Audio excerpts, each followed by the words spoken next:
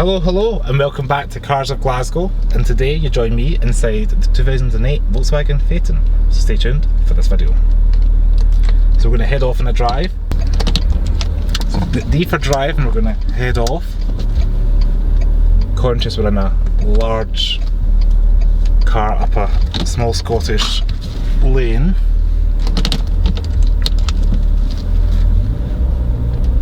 And away we go. So immediately the 3-litre V6 comes to life. You can feel that power coming right through the 4Motion 4-wheel drive system that Volkswagen have put into the Phaeton. Immediate drive, first drive into the car, we can feel it's very smooth. It almost feels very Bentley-esque. Again, I drove last year, so if you want to see that video, check it out. It's very wide, so it feels like it's pretty much filling this lane, which is a bit disconcerting because it's blind corners and hills. But it's very quiet, you're not really hearing any wind noise. It does have double glazing, which is a nice feature. You've got a long bonnet in front of you, and you are very aware the car's over 5 metres in length. It's huge. One of the largest cars I've driven in a while. All the power's going through this automatic gearbox, which is shared with the Audi A8, and it is pretty smooth. You're not feeling any of the gears changing. It's just doing its own thing with the revs. I've got it in D for drive at the moment. You can pop it down into sports mode for S, put the foot down, and it's happy to jump in a gear down and hold the gear a little bit longer. We do have adjustable shock absorbers, which are quite nice. At a touch of a button we can go between comfort and sport, and it can kind of, when we put it in sports mode, it will help hold the weight of the car round the bends. It's all adjusted through one touch of the button down here and one little turn on the knob in the middle.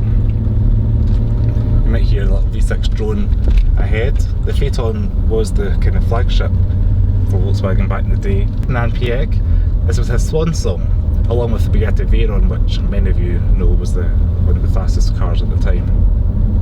So it had a lot of criteria when the car was getting built, and one of them was the car had to have a temperature of 22 degrees inside while being 50 degrees outside, travelling at 186 miles per hour.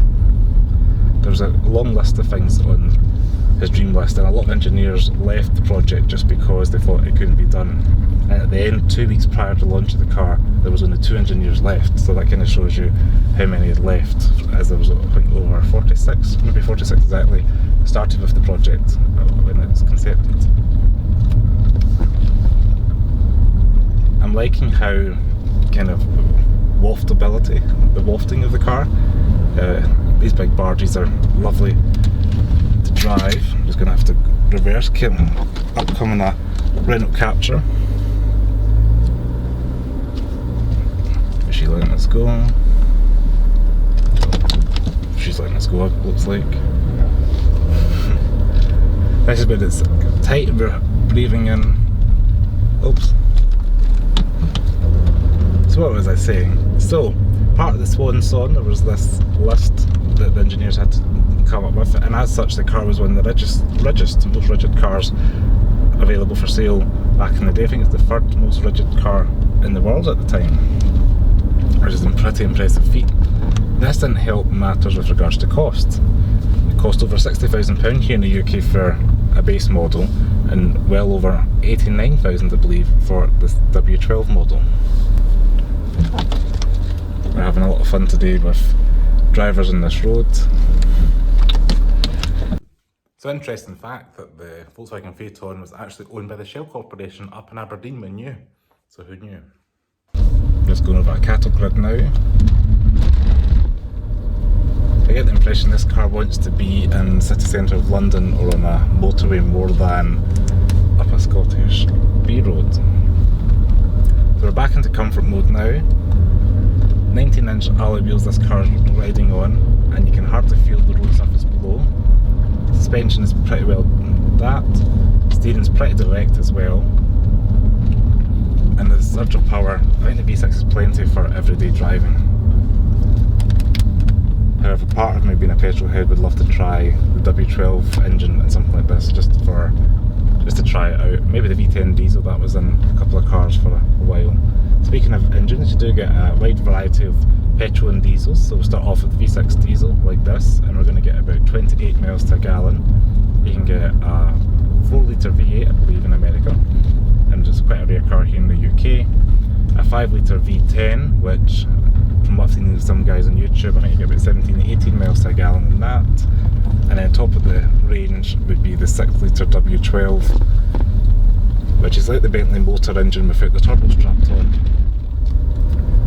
I think that'd be pretty smooth to drive, but I can only imagine the fuel economy in that car. Some of the gadgets inside the car include rotating air vents.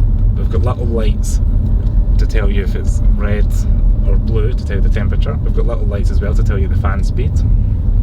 We've also got defoggers on each of the doors for every window, which is the first car I've seen that has that. We've also got an ashtray for every passenger in the car. In the middle of the dash we've got an infotainment screen, very Bentley-esque again, idea of the time, the whole VAG group, with parts bin in the middle here.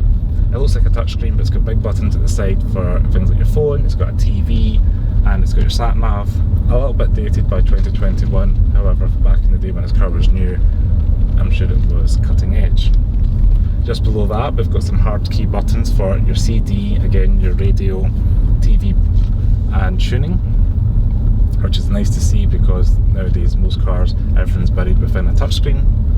We've got this huge gear selector, which all cars in the Phaetons came with an automatic, and it's something like out of an airplane. It reminds me of a throttle. I quite like that, all the way down for drive and all the way up for park. And just below that we've got your seat controls for heated seats. Some of the cars had ventilated seats as an option. Air suspension, at a touch of a button we can raise and lower the ride height, traction control off, and the shock absorber adjustability. We've also got little cup holders. At a touch of a button you can raise and lower, which if you have them raised it kind of blends into the centre console here. We've got an armrest in the middle there which has a little caddy for a mid-noughties phone, reminds me of something a Nokia or something would go in. And overall build quality in the car is pretty high. This was Volkswagen's flagship at the time, and there's no squeaks or rattles inside the cabin. Everything's well built and solid, and either a luxurious plastic, leather covered or wood. The seats themselves are 12-way adjustable. You can get 18-way as an option, but I think 12-way would be enough, as there's plenty of adjustment here. At the touch of a button you can adjust your back, your rake, your support, everything nice and easy. And they are pretty well, almost like armchairs, they're very wide and comfortable. So we're back on the road. So in the back, this is where this car shines. We've got oodles of leg room. Pretty much anybody over 6 foot is going to be comfortable back there. There's a whole host of packages you can get if you want rear reclining seats and things like that. This one's got the 3-seat configuration. And in the boot we've got over 500 litres of boot space, so we've got plenty of room for your luggage or airport shuttle runs, depending on what your friends and family are making you do that weekend. I'm wondering where we are.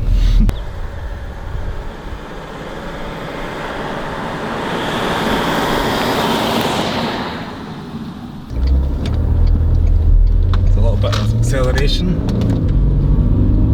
up to 50 pretty quick. I quite like the font that Volkswagen have used for the gauges. Very classic, quite small, and it goes all the way up to 200 miles per hour. So the tachometer itself goes up to about 5,000, 4.5 red line being the diesel. And we've got instrument gauges there for your temperature gauge, oil gauge, fuel gauge, and even your battery pack, because this car's got 3 batteries, would you believe? So Volkswagen have also given this car 4-zone climate control, so it's possible to have your rear passengers on a slightly different temperature than the front. As you'd expect, it's got loads of gadgets. As I mentioned, you've got things like your TV, we've got your cruise control, automatic headlights, everything you really need in a Volkswagen. So being the 3 litre V6, it's got a top speed of just over 140 miles per hour. 0 to 60 is claimed 8.8 seconds, however around town it does feel quicker than that, probably because of the 4-wheel drive.